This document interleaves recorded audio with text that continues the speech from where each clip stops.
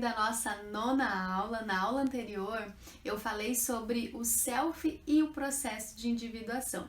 Então, nós já sabemos que o arquétipo do herói, ele sempre vai aparecer na busca pela individuação em vários momentos da nossa vida. Hoje, nós vamos ver, então, como que isso acontece.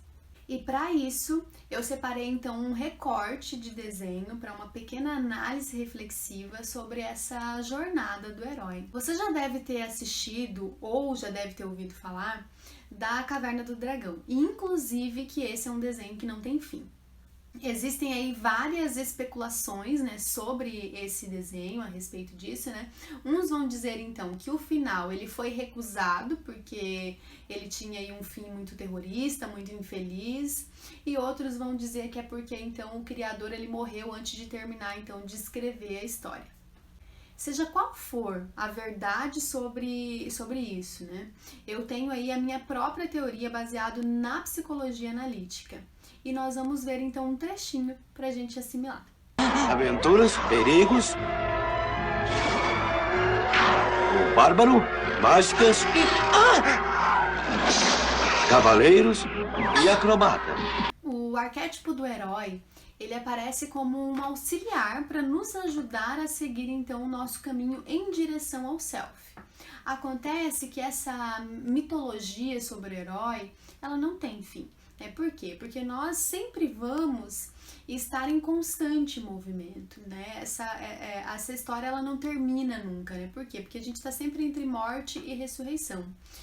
E é por isso que todo mito do herói, ele está sempre em constante batalhas. Na psicanálise, a gente também vai ver essa relação quando nós falamos de pulsão de vida e pulsão de morte, né? Quando a gente fala de Thanatos e Eros. Isso acontece porque toda jornada ela tem seus passos a serem seguidos. Na mitologia, nós vamos ver o mito do herói em Heracles, ou Hércules, que seria a mesma pessoa, em seus 12 trabalhos. Hércules ele foi filho de Zeus e Aquimena, e ele também apareceu aí em muitos filmes de sessão da tarde, né, mostrando então essa trajetória de batalhas entre deuses e demônios que ele encontrava aí pelo seu caminho. Muitos filmes depois vai ser baseado nessa mitologia do herói. O autor Joseph Campbell, ele escreveu o livro O Herói de Mil Faces, onde ele apresenta então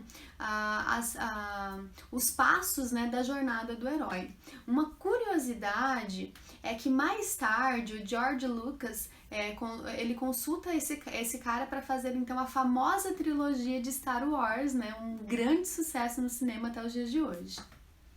Os personagens, né, que se repetem no mundo dos mitos, como o jovem herói, o velho sábio, a velha sábia, ou que muda, né, como antagonista na sombra, eles são as mesmas figuras que aparecem aí repetidamente em nossos sonhos e fantasias.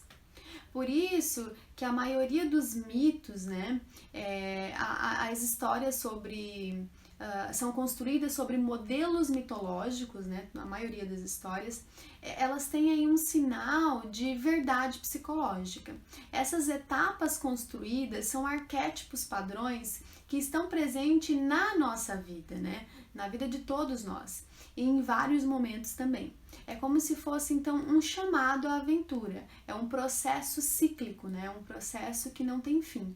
Essas etapas, elas podem nos levar para um distanciamento, né, do self, para a aquisição então de autonomia, né, como forma necessária para expandir então a nossa consciência e se aproximar aí do self novamente. Mas nem sempre isso acontece. Vamos ver por quê? Na jornada do herói, nós vamos ter então 12 etapas, né? E essas 12 etapas são o mundo comum, o chamado à aventura, a recusa, né, do chamado, o encontro com o mentor, a travessia do limiar, do primeiro limiar, testes aliados e inimigos, aproximação da caverna oculta, provação, recompensa, caminho de volta, ressurreição, retorno com o elixir. Eu vou falar resumidamente cada uma delas. Essa primeira etapa é o mundo comum, é a zona de conforto, é a nossa passividade da vida. Normalmente, quando somos crianças, estamos nessa fase. Ou quando achamos aí que a luta já acabou, né, que a guerra já foi vencida. O chamado à aventura é quando nos deparamos então com um desafio, né? Um desafio aí na nossa vida. Poderia ser então a passagem da infância para a adolescência, a perca de algum emprego, o fim aí da graduação, né? O casamento, né? Ou 1 milhão aí de outras coisas. Uma vez confrontado com esse chamado, ele não pode mais permanecer no conforto do seu mundo comum. O chamado à aventura é como se fosse um despertador, né? Que nos acorda para algo maior, né? Algo mais elevado e deixa claro qual é o nosso objetivo. Conquistar uma pessoa, comprar um carro, se vingar de alguém, realizar um sonho, enfrentar um desafio ou mudar aí de vida. Enfim, ele vai sempre trazer essas questões. Muitas vezes esse chamado, ele pode aparecer em forma de uma pergunta, né? Como, por exemplo, o que te impede de tomar uma decisão? Ou, por que isso está te incomodando só agora? Então, vai ser sempre coisas que vão nos tirar da zona de conforto.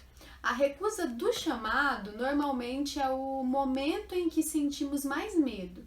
Medo do novo, medo de arriscar, medo de se arrepender, medo de fracassar. O medo do desconhecido faz isso com a gente e é por isso que muitos desistem antes mesmo de tentar. Esse é o momento em que a pessoa ela pode se recusar a aceitar o chamado, coloca 1001 desculpas para não poder fazer. A pessoa pode evitar entrar em um relacionamento, por exemplo, né, por causa aí de um relacionamento antigo. A criança, ela pode regredir com medo de assumir as responsabilidades da adolescência, por exemplo. É preciso, então, um empurrãozinho de alguém, né, ou um choque de realidade para que a pessoa, ela realmente tome a iniciativa e encare o seu chamado.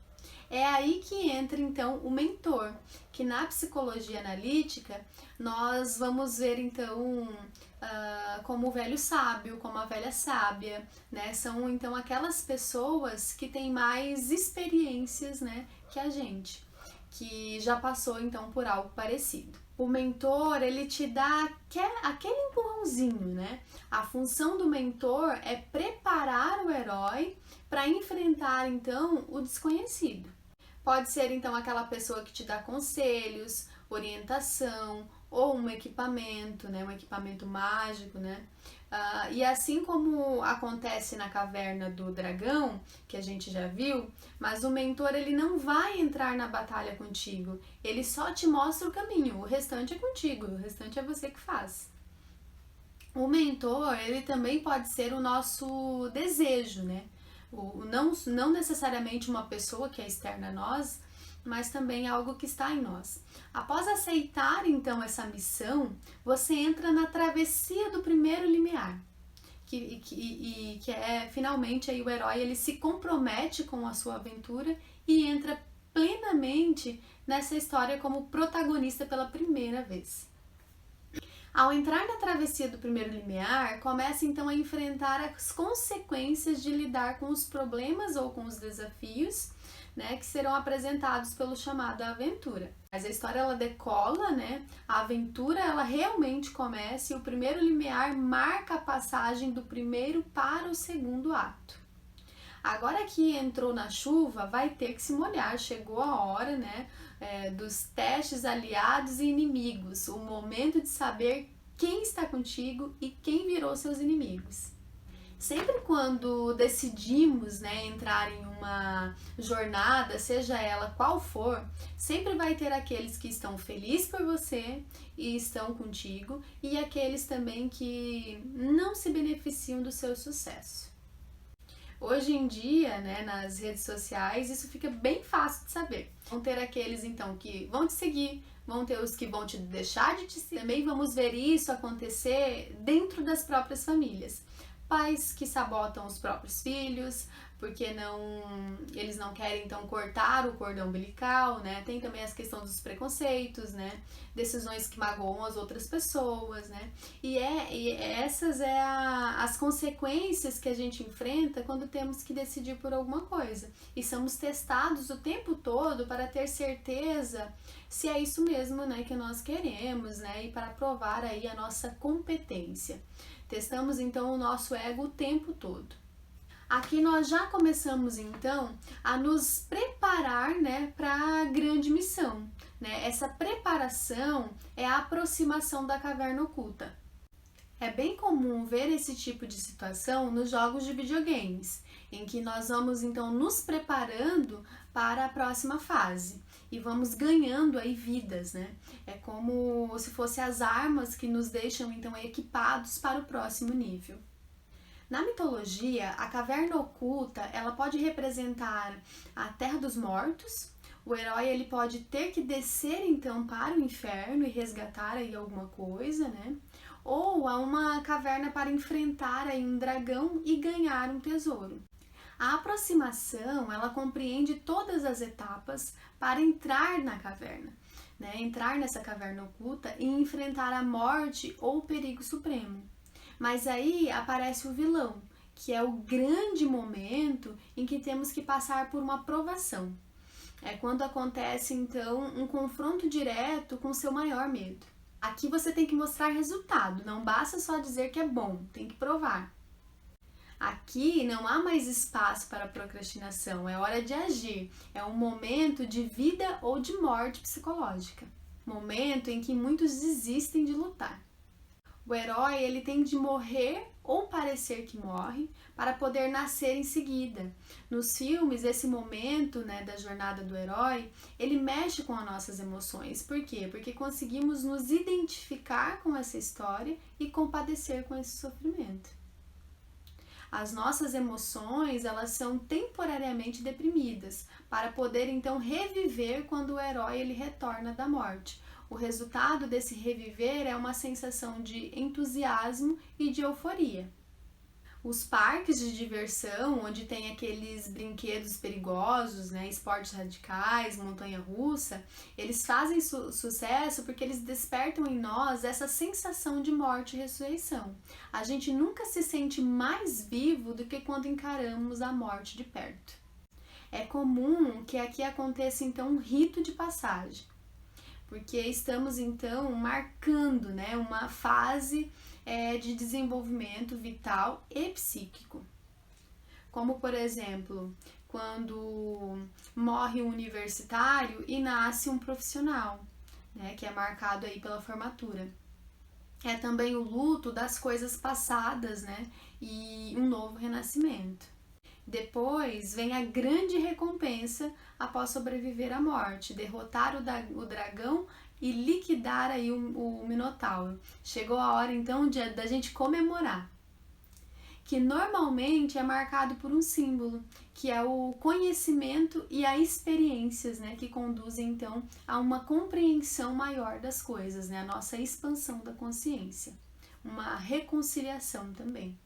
Vemos isso na promoção do trabalho, no número de seguidores da página, no número de curtidas e comentários, está presente em tudo, basta perceber.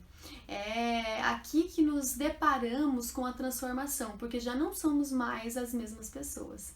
Chegou a hora então do caminho de volta, de retornar, né? O ego ele cresceu, tomou muita consciência, se expandiu de muitas coisas e chegou a hora então dele retornar para o self. Mas nem sempre isso acontece porque algumas pessoas se acham super-heróis, ultrapassam o metron, né, nossa medida humana, e elas caem no híbris. Sabe aquelas pessoas que não medem as consequências dos limites? O Narciso da mitologia grega, por exemplo, isso é perigoso por quê? Porque nos afasta de nós mesmos e nos impede de viver em harmonia com o nosso self. É a hora da ressurreição. Muitas vezes este é um segundo momento de vida ou morte. quase que uma repetição, né, da morte e renascimento da provação. A morte e a escuridão, elas fazem um esforço, né, um último esforço desesperado antes de serem finalmente derrotadas. É uma espécie de exame final do herói, né, que deve ser então posta à prova, ainda mais uma vez, para ver se realmente você aprendeu as lições, né, da provação. A gente percebe essas repetições quando olhamos para a nossa história e vemos quantos erros cometemos inúmeras vezes e não aprendemos. Os relacionamentos amorosos, por exemplo, são um ótimo espelho disso. Por fim, chegamos ao retorno com o Elixir. O herói retorna ao mundo comum, ele retorna para o self, mas a jornada ela não tem sentido se ele não trouxer de volta um elixir, um tesouro, que seria então uma lição do mundo especial que ele viveu. O elixir, ele é uma poção mágica, né? Como o poder de curar.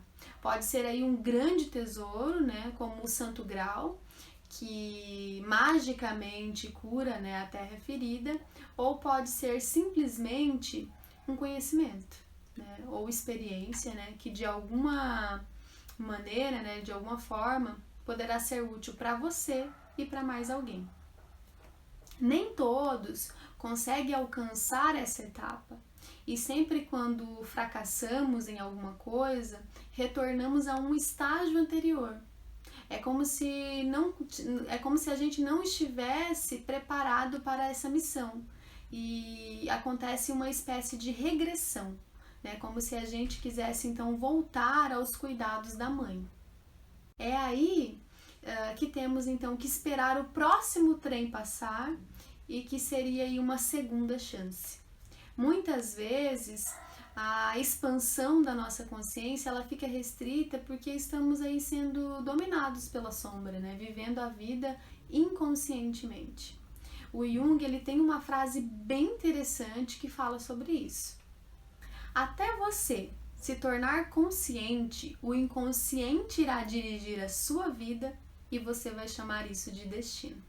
Fica a reflexão para vocês, né? Espero então vocês na próxima aula, que a gente vai entrar com um conteúdo muito bacana.